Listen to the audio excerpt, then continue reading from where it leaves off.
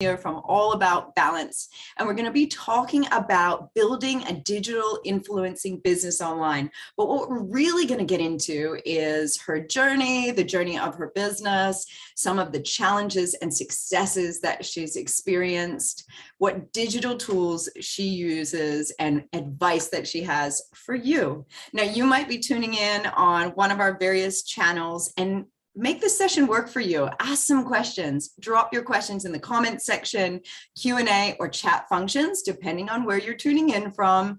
We want to make all of these sessions bespoke to your business and help you to grow and get to where you want to go.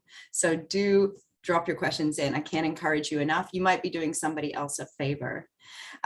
Welcome, Brooke. Thanks so much for joining us today. I'm epically excited. Kia ora, thanks for having me. Oh, kia ora. So I want to give enough time for everybody to get their questions answered. Do you want to do that throughout, or would you prefer to kind of hold off and we'll do some of that at the end? Look, I'm easy. Whatever works. I'm happy. We won't tell anybody. We won't. Yeah, I'm happy to answer it as it goes through, especially if it's something specific to what I'm talking about right then. Let's go with that. Okay. Well, I know that you've got a huge following, but maybe you want to start off with just saying a little bit about yourself and about how you got inspired to create All About Balance. And while you do that, I'm going to drop off for a moment and just make sure everything's running in the background. Sure. So kia ora, everyone. It's awesome to connect with you digitally. It seems like it's the only way I've been able to connect with people lately in these interesting times. So a little bit about me. I am a former Black Stick and Olympian. So I started playing for the Black Sticks in 2013 when I debuted, and I retired in the midst of the 2020, the first lot of COVID, just before the Tokyo Olympics, which was a really difficult and tough decision for me to do that. And throughout the 8 years that I was in the Black Sticks, I played 176 games for them, traveling all over the show. Yeah, basically you have to put your life on hold because we travel almost 200 days a year. We're training, but we're not paid as full-time athletes. It's just very much part-time. So over that time, I went to the Rio Olympics and also the Commonwealth Games in 2018, where our team won gold, which was awesome. It's the first time that that's ever happened. But what I am really interested to talk to you about is my journey that sort of run alongside that. And I wanted to set the hockey scene first because it's sort of pivotal to how I came across working and creating my own business called All About Balance. So after I got back from the Rio Olympics, I was very much in a dark place. I had no real identity outside of my sport, and because it was so consuming. And so I didn't know what to do with myself. I didn't know where my career was headed. I had a Bachelor of Communications degree from Waikato Uni, but I didn't enjoy working for anyone else. I tried doing a marketing agency role, and that was great. They worked around my schedule. But at the end of the day, I decided after the Olympics, I was going to do my own thing. And I remember sitting in a room with a group of young sportswomen, and I decided to get really honest with them about all of my struggles, all of my setbacks, the things that have helped me in those tough times, because I'd been through a real roller coaster in my journey with, I guess you could say, my mental health, struggling with perfectionism and overwhelm, burnout, but all just burying it all down, because to be successful as an athlete and as a person, I just thought that that was the only way, just to keep pushing through. So I decided after the Olympics, I was going to share how much I was struggling. And that really related to some of those young women. And that was sort of the moment that I realized that I could use my story, use my voice. And I love this quote by Tony Robbins: turn your mess into your message.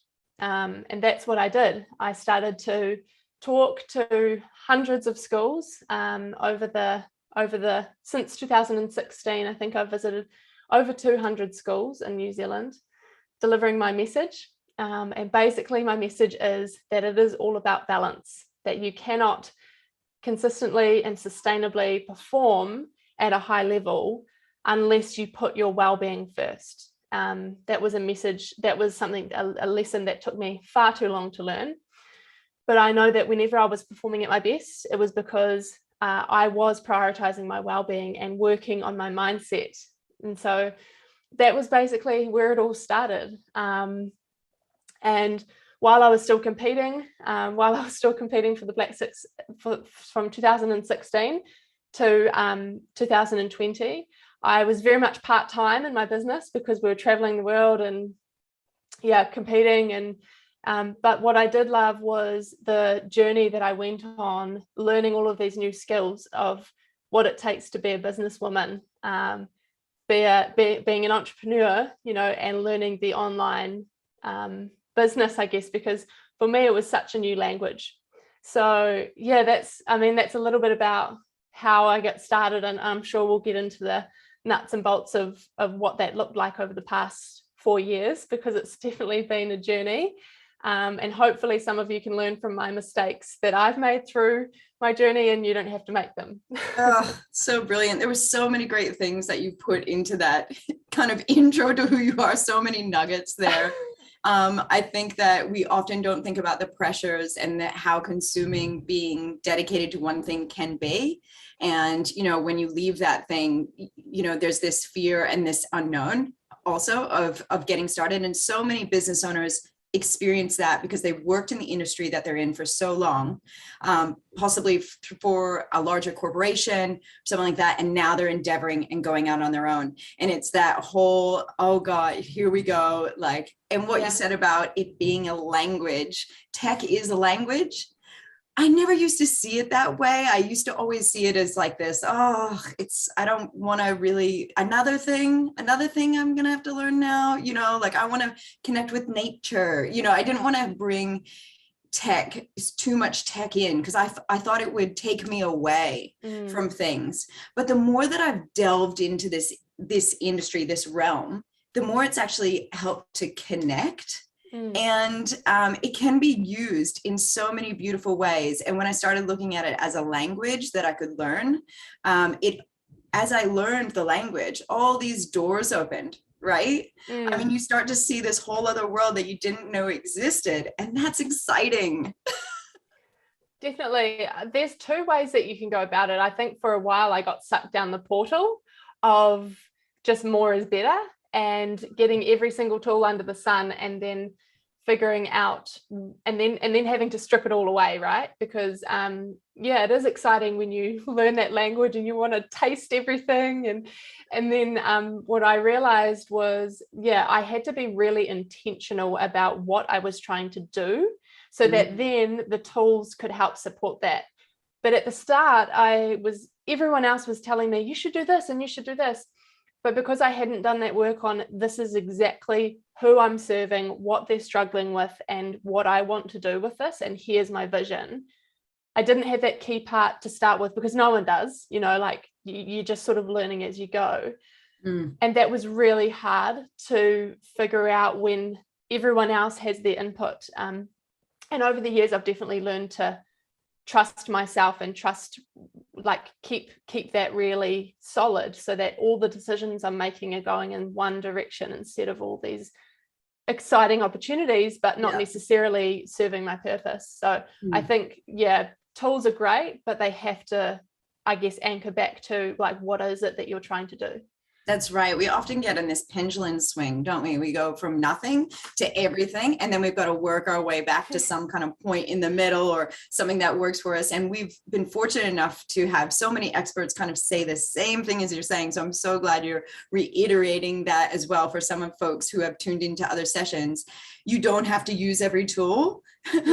And you can scale back, and you can do an evaluation of your tools every 6 months or whatever timeline works for you, and figure out what's actually making your business run efficiently. instead of trying to have your hands in every pot, you know? Yeah, 100%. So let's move on to let's start with the challenges you've kind of experienced. I know you kind of touched on it in the fact that you were trying to do both at the same time, have a career, you know, as an athlete, but then also had this kind of business that you were, maybe at that point it was the passion project, or maybe it was just something, you know, that you had in the wings. But talk about, you've been in business now for a while. What are some of the challenges you've experienced over time? Oh my goodness. So that's exactly right. You know, you're never going to know what your potential is when you're doing two things. And I always had to prioritize hockey because you're trying to win a medal with your team and train, and that's your priority. But for me, what I really struggled with, actually, to be completely honest, was the transition from retiring from hockey. Started playing when I was 3, you know, had all my ducks in a row because I knew that this was my purpose and my mission. I knew that I wanted to keep going with it. I had the mentors, I had the tools, had everything, you know, lined up. I made the decision to retire, even though it was before the Tokyo Olympics, which wasn't part of the plan because of COVID. And then the hardest thing was, like, you can prepare all you like for that transition, but it's still really, really hard. So I think I'm still dealing with that. And I'm sure that a lot of people could relate to that with their career transitions as well. What I was lucky to have was I guess over that time, I had the experience, and I was able to try a lot of things, so that when I stepped into my business full time, I wasn't starting from the ground. I had the community, I had the experience, I knew my programs worked, and it was just a matter of actually, I guess, getting out of my own way as well. So that would be one of my biggest challenges that I'm facing currently, is just my identity as this next stage of life. But one of the other things that has been a consistent right the way through from when I had my first business idea is, who am I to be teaching young sportswomen about their mental health? I'm not a psychologist. I've got a communications degree. You know, I'm nearly 30. I'm not 50. I don't have, you know, like the life experience that some other people who are in this area. And that fear of other people's opinions and the imposter syndrome that is just constantly going. That is one thing that I, you know, launching my business to start with, I was in a team sport. So separating myself and going out on a limb and putting my name out there. Yeah. When you're a business owner, and when you're not a business owner and then you decide that you want to do something so scary, it seems like the only thing I think that held me back for so long was just myself and fear of other people's opinions.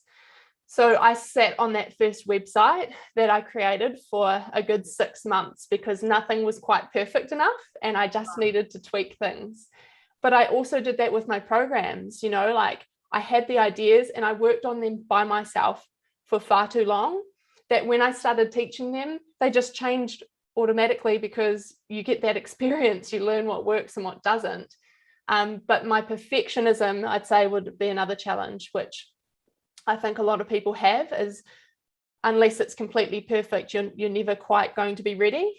And so I would say, like, when I let go of that and I just started getting stuff out there and learning on my feet and saying yes to things, that was when some real growth happened. But I'd say one of the biggest challenges was just myself, my own limiting beliefs. Yeah, I totally hear you. We actually get a lot of feedback from small businesses on here in sessions with people saying, I'm afraid to put myself out there. I'm afraid to make videos of myself. I'm afraid to, you know, like I don't want to be in front of the camera. You know what I mean? I just want it to be about my product. You know what I mean? And so many of our, you know, you've just nailed it right here with just saying there's this imposter syndrome, right? And we need to step beyond that in order to kind of make the magic happen. Yeah. Yeah. And like, I'm teaching people about their, you know, building confidence and creating that self-worth, looking after themselves, being kind to themselves, trusting themselves. And so if I'm not doing that first, you know, that's the most important thing. And as a business owner, it's that whole putting on your own oxygen mask first. you can't expect to have amazing results consistently unless you're actually putting that work into yourself.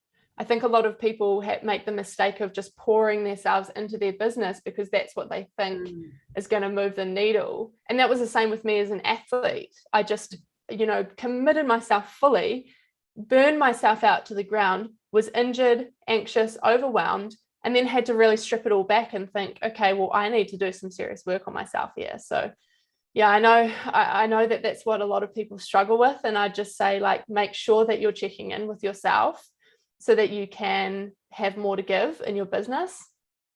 Yeah.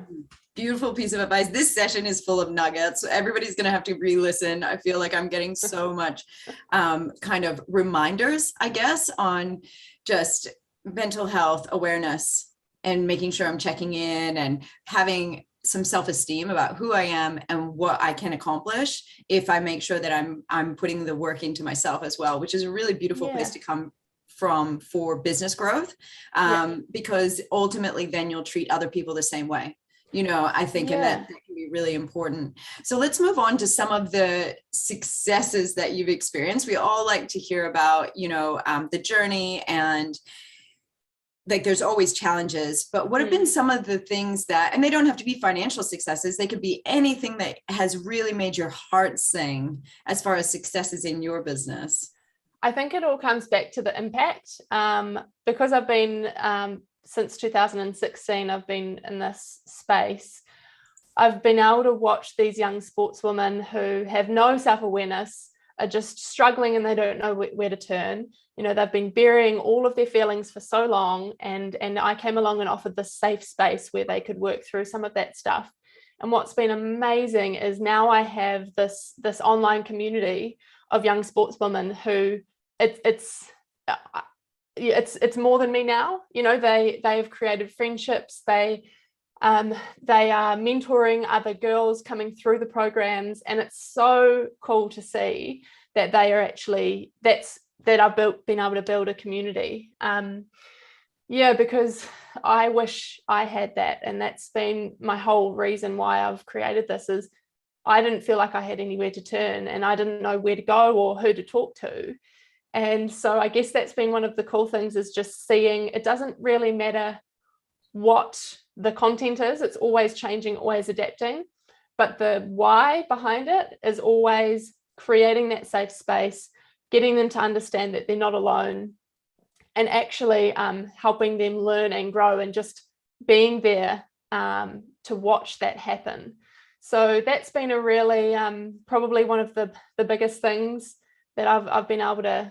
I mean, that's at the end of the day, that's why I do it. So it's gotten to the point now where I've realized that I want to spend more time doing that, presenting, doing my workshops, and actually having that impact versus doing all the admin and the marketing and all of the stuff that I've learned. I've now been able to delegate, and I'd say that's another success, is I've got into a place where I'm not just a one-stop shop, and I've learned all of the things that I need to then be able to delegate, but I've only been able to do that through the support of some amazing mentors along the way. I feel like, Brooke, you brought up two really important things here. One is having a why for your business, because it will push you through those hard times as well.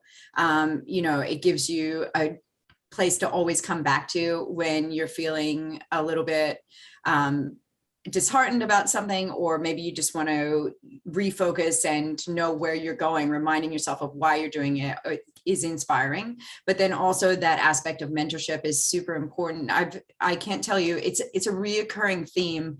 A lot of people that I've spoken to talk about the fact that they have a business mentor. And I guess like sometimes we go, I guess it's the difference between having a hobby and having a business, is the way that I've started to think about it.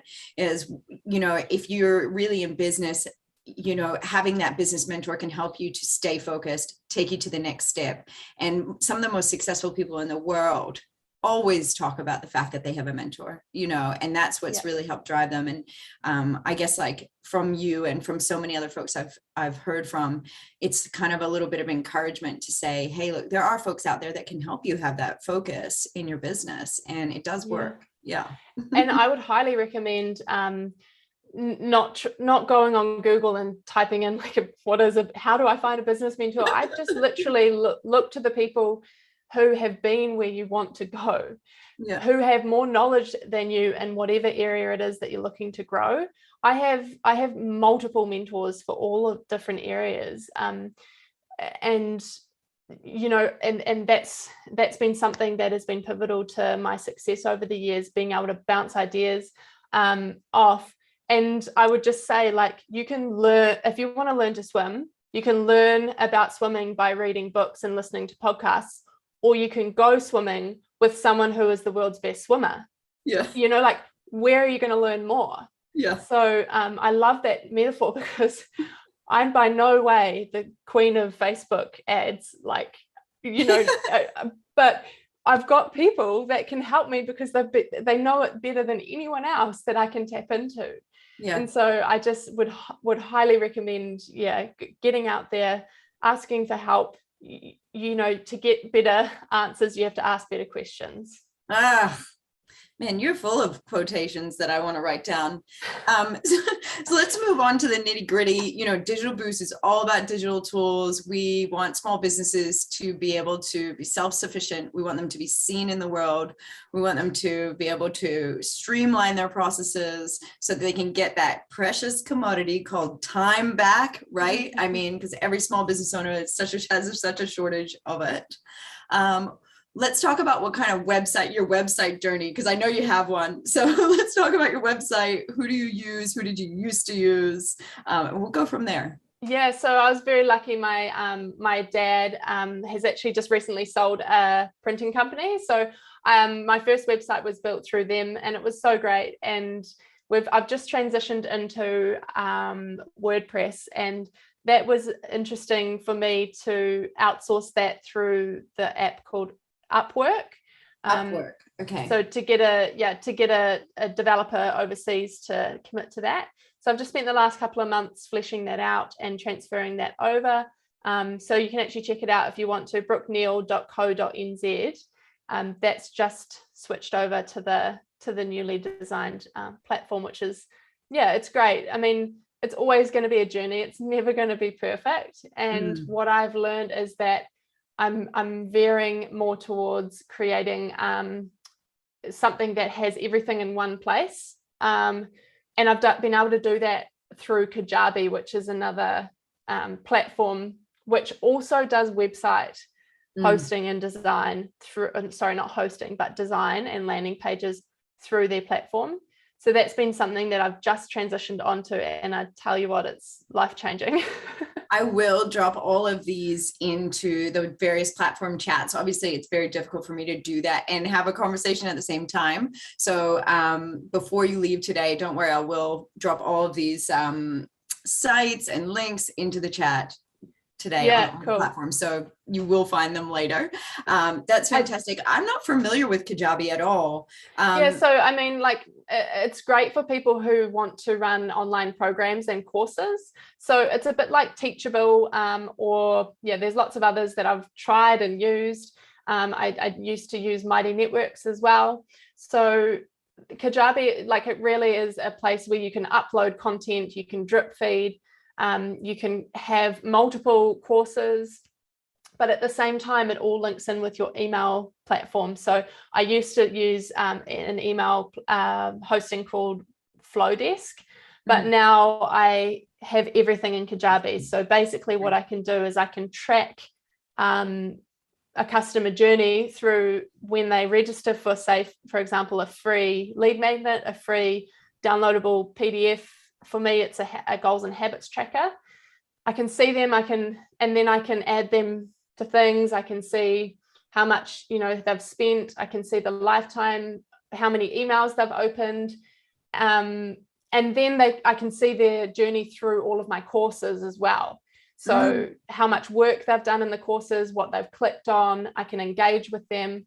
So for me, I used to have everything in separate platforms. And I think I got to a point where I looked at my subscriptions and it was probably over 15 to 20 different things that I was using. And I had to use Zapier to sort of link them all together. And that worked well for a while, but I realized it wasn't sustainable. And so I guess that's why Kajabi for me has been the thing to. Yeah, it sounds like it's like almost like a learning management system mixed with a CRM, mixed with, you know, some other tools, so with email marketing tool, which is, it's really cool. It sounds like it's all encompassing. And also payment, you know, like you can create a landing page with a checkout, so you can, and then you can create coupon codes, discounts, like, yeah, it's really, because for me, I mean, I had my payment system and then I had my everything all over the show. Yeah, I totally get it. I think that often we can get overwhelmed with tools and go, oh, this tool here, but this is a really great little nugget you've given us here again. So I'm going to drop that into the chat a little bit later on. Let's move on to some of the tools that you use to collaborate with your team. So it sounds like you have, you know, outsourced a few of the things and you're able to delegate out. Some of us have smaller businesses, but some of us don't. Some of us have a few employees, and I'd love to hear about what tools you like to use with your team. Again, I started with everything and I've stripped it right back. As I was saying before we jumped on the call, like I really struggle with the constant pings and notifications. So Slack was great for a while until mentally I couldn't handle the constant reminders, and so I keep it really simple. So the people who I'm talking to, I'll use an existing messenger platform, and then for me at the moment, I've been tracking my CRM system through Trello. I don't know, I'm a very visual person and I love the layout of Trello and the templates that you can use. So for me, for example, I've got a course for uni-aged sportswomen that it's starting on the 15th of November. And so I've got a pipeline, if you like, of being able to track my leads, moving them through, booking discovery calls and following up. And I do that all through Trello at the moment. So yeah, that's probably one of my key tools. I use Trello. Yeah, I use Trello. We use Asana and we use Trello. So like the team uses Asana because we're able to like create lots of projects everywhere. It has a little bit of different functionality. And then I love to use Trello for booking all these events and keeping all my contact details for folks like yourself. Because I just find I too like to move cards around. Yeah. It's the post-it note of digital land. Yeah, definitely. Yeah, totally.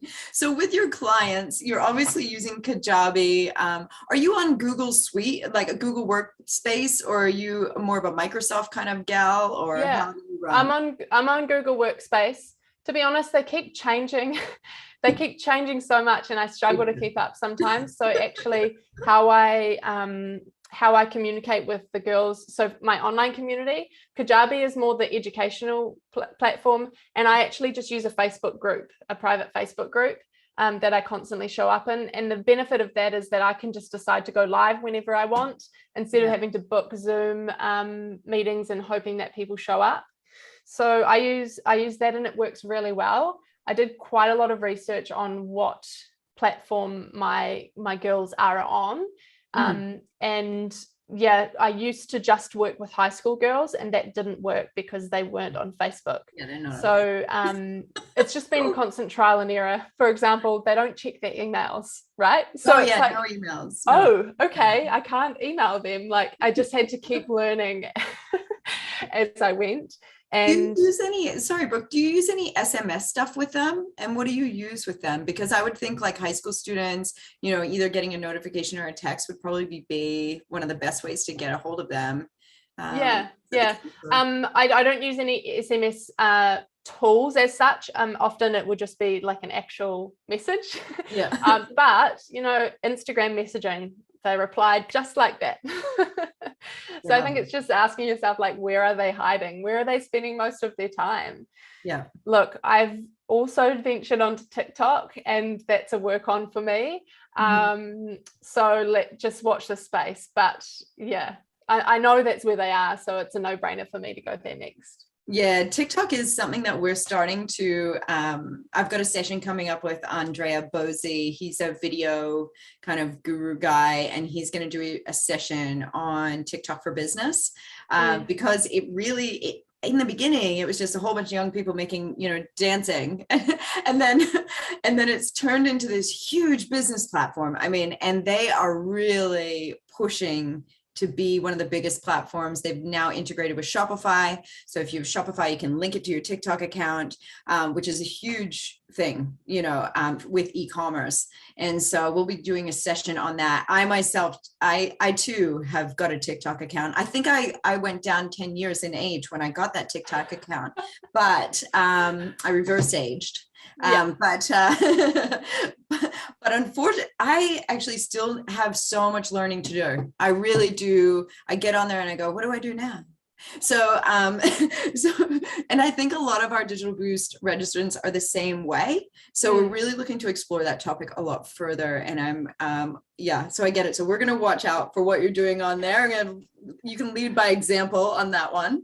I think also I've learned, I went through the phase of, planning X amount of posts a week, making sure I'm across all these channels. And, that is great. And it's good for consistency. And I understand consistency needs to happen in order to grow your social media, but actually quality over quantity. And for a while, I wasn't posting great quality because I was trying to hit X amount per week.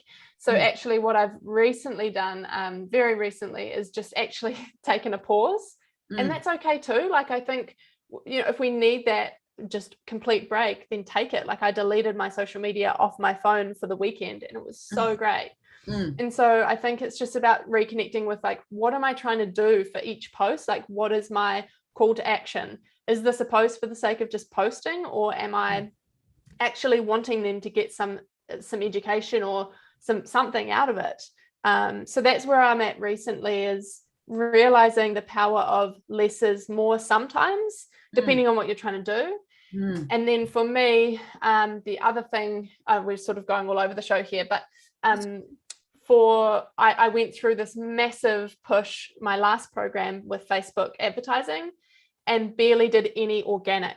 So I was just really it was almost like a trial for me. How much can I get just by pushing the ads, getting a really clear system there? And the return wasn't great. And then this time I've done no Facebook ads and targeted all organic, but really used Instagram stories and my personal Instagram account, which has a significantly more people following it, to really ask questions and engage. And that has been by far my most successful campaign. So it's just really interesting. Everyone's so different, and I think we just have to keep coming back to what is it that you're trying to do and who are you trying to reach, and then going from there. I love that. Kind of what I hear you saying there is testing, authenticity, know your audience, and where they hang out. And such valuable points. I mean, if people really want to engage with you, that's what, especially with your brand, it's a real personalized kind of brand, and so, and I think in general with COVID, people want to get to know people. People want to, we see so little of people. We're like, I want people, and people are buying people, not in a bad way, but so I think that's a really valid point. A lot of times people will be like, oh, here's my lunch, oh, here's my dinner, you don't have to flood. In fact, some experts have come on here and said, look, if you post 3 times a week, that's okay. If it's got value, if you're really engaging with your audience, if you know what they're looking for, it has more value to do that than flood it with all this stuff, because people will start to just tune out. have some Yeah. purpose behind what you're doing, which is really Yeah. beautiful. And I love that you did some experimentation there with the organic versus paid, because probably there'll be a space in the middle at some point. But it's a really interesting practice to do. Obviously, you've got a bit more of a following probably than a lot of us do on our personal, than like my 100 followers than I do. I'm not sure if I would hit as much of a number doing that myself, but I think that that is what you're saying is every business is unique, and you need to find what works for your business and have a play around with it. And that's a really great piece of advice. Yeah, one other tool that just came to me while you were talking was Calendly. So I use that to book all of my discovery calls. And recently, that's been super powerful for me to actually understand what people are struggling with and having a real conversation instead of sending them to a landing page without actually having a connection of some sort. So it's been a little bit more time for me to actually block out 20 minutes, half an hour for those calls. But especially leading into a campaign where it's like, I'm selling this course for X amount of time. I can just really put some effort into booking as many calls as I can. That's been something, Calendly, sending them a link, calendar's there. They answer some survey questions before the call, so I can jump on and see what they're struggling with and why they want to jump on a call with me. So yeah, that tool there has helped me recently as well. I use Calendly as well, because I got really frustrated with the back and forth of, are you free on Monday at 1 p.m.? Oh, no, I've got Tuesday at 2 p.m. How about Wednesday at 3 p.m.? Yeah. I just go, here's a link to my calendar, choose a time that works for you. And I just have 15-minute spots, and that's it. We don't need to chat for a long time, but it saves everybody time. And, I think that's a really little bit of a lesson there, is like, your time has value and people want to be personable. So use a tool that helps you do both. Yeah. And also bring your boundaries with you. Like, block out your days that you decide you're not having any meetings. It's really easy to make yourself available all of the time. Boundaries has been one of the biggest lessons I've had to relearn and keep learning, that you need to prioritize your well-being always. And if that means blocking out Tuesdays so that you can focus on your admin, then definitely do that. Yeah, cool. Now, you mentioned that you use Kajabi for your checkout, but what accounting systems do you use? So I just use Xero, and I have an accountant who is linked into that. So they file my returns, and I just have to go in and reconcile all the transactions. Super simple, super easy. Yeah, I've been using that. That's probably been the one thing since 2016. The one digital tool that I learned back then, and I've just continued, because I could use it as an athlete as well, because obviously, like, we have expenses as an athlete. So as a self-employed person, that was my jam. And I mean, I don't keep physical receipts. I have an app through Xero where I just scan them in if I need to. Hey, Xero was a real gift to me for the beginning half of our Digital Boost journey. They did, I think, like 24 sessions with us. So if anybody is tuning in right now and thinking, oh, I don't know that much about Xero, guess what? We've got heaps on Xero. Go to the archives, just click in Xero on the Digital Boost main dashboard, and it will pull up all the sessions. We've got a session on how to reconcile invoicing. We've got a session just on their mobile app, so you can learn how to use the app efficiently. They're really good educators at their place. Also good people. Like, they offer mental health support for any customer. All their customers get so that's something. And your family. Yeah. So if you're a registrant with them, like all small businesses or anybody registered with them, and your family members also get access to their mental health, which is super. I don't know many New Zealand businesses that offer that, especially during this time. Yeah, it's really remarkable. And you can speak to somebody if you need to. Just by the way, just putting it out there. If you need to speak to somebody at Xero, you can get a hold of somebody. And it integrates with so many platforms. You don't have to have WordPress or what have you.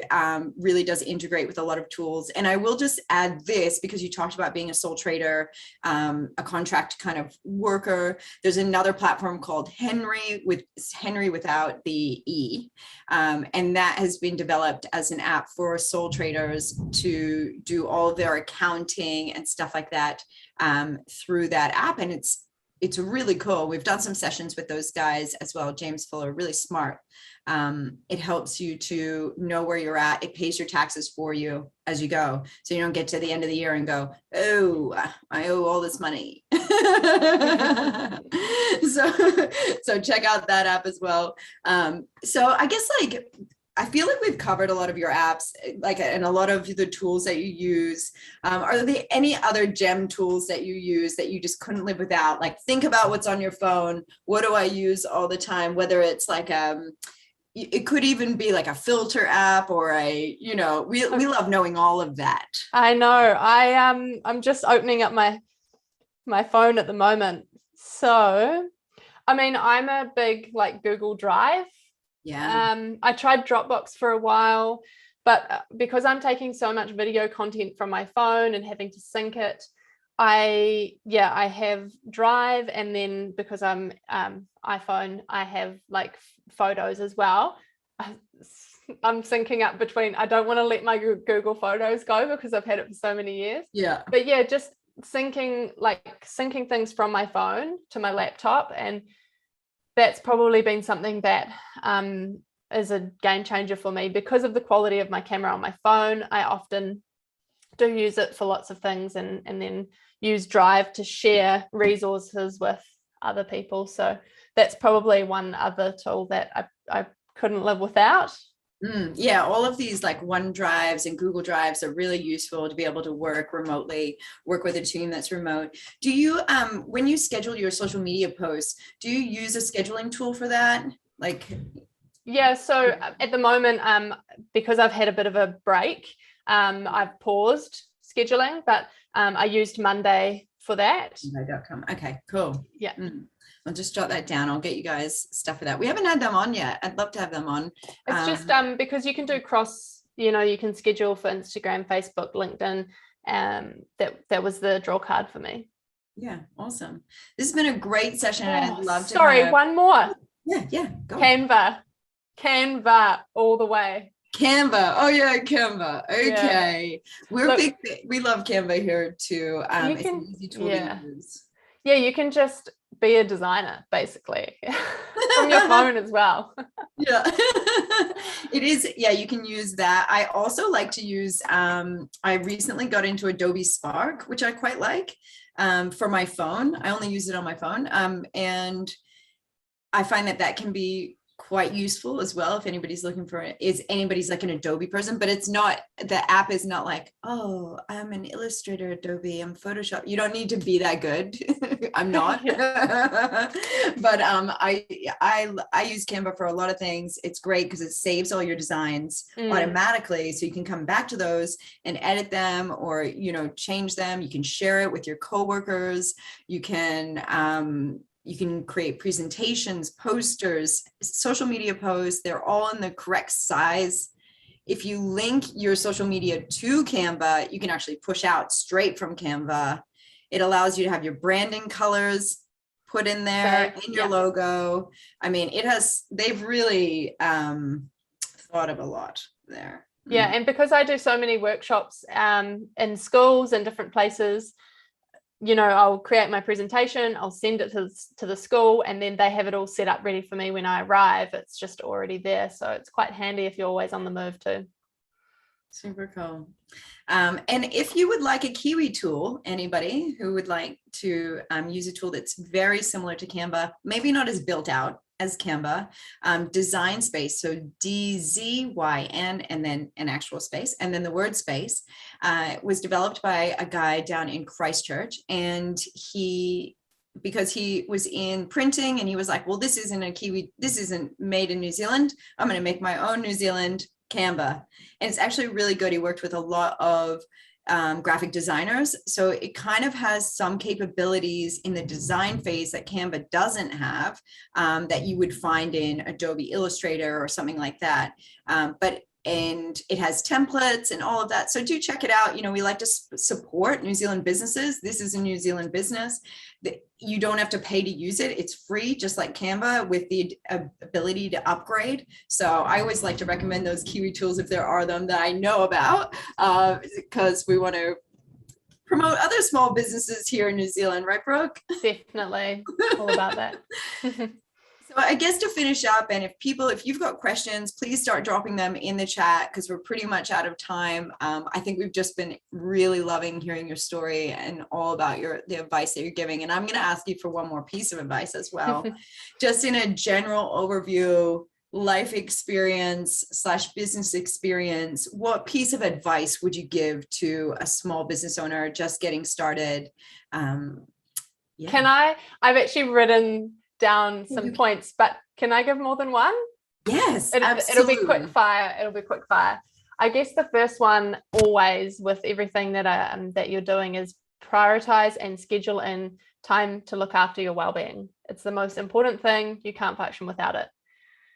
Then I've got some more. So target your niche. Don't go too broad. Go narrow and then build out. Doesn't mean to say you can't work with others, but the more specific you are, the more that's going to hit home with people.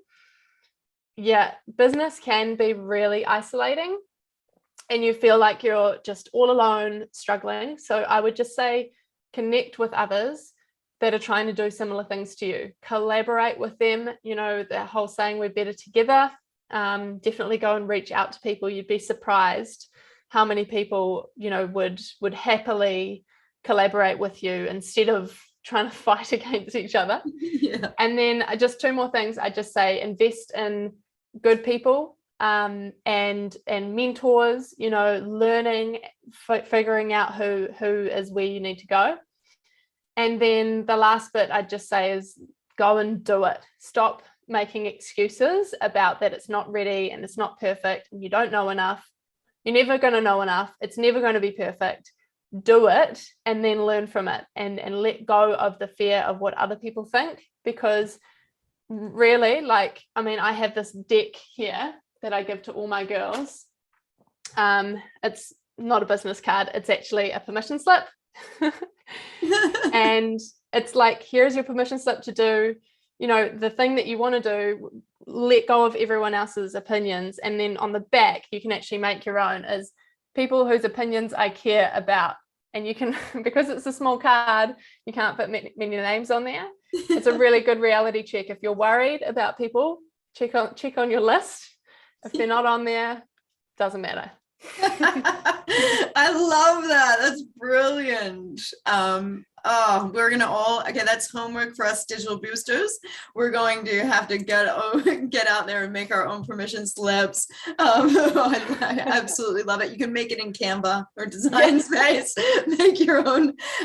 Just getting some feedback on the session. Awesome session. Thank you, Brooke, for your fantastic tips.